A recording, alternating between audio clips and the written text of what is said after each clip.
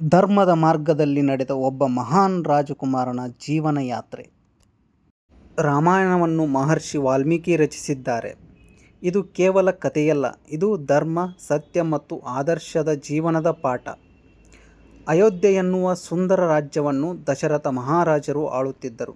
ಅವರಿಗೆ 3 ರಾಣಿಯರು, ಕೌಸಲ್ಯ, ಕೈಕೇಯಿ ಮತ್ತು ಸುಮಿತ್ರೆ.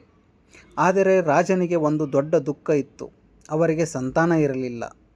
ಒಂದು ದಿನ ಮಹರ್ಷಿಗಳು ಸಲಹೆಯಂತೆ ದಶರಥರು ಪುತ್ರ ಕಾಮೇಷ್ಟಿ ಯಾಗ ಮಾಡಿದರು. ಯಾಗದ ನಂತರ ದೇವರು ಪ್ರಸಾದ ರೂಪದಲ್ಲಿ ಪಾಯಸವನ್ನು ಕೊಟ್ಟರು. ಆ ಪಾಯಸವನ್ನು 3 ರಾಣಿಯರಿಗೆ ಹಂಚಿದರು. ಸ್ವಲ್ಪ ಸಮಯದ ನಂತರ ಅಯೋಧ್ಯೆಯಲ್ಲಿ ಸಂತೋಷದ ಹಬ್ಬ ಆರಂಭವಾಯಿತು.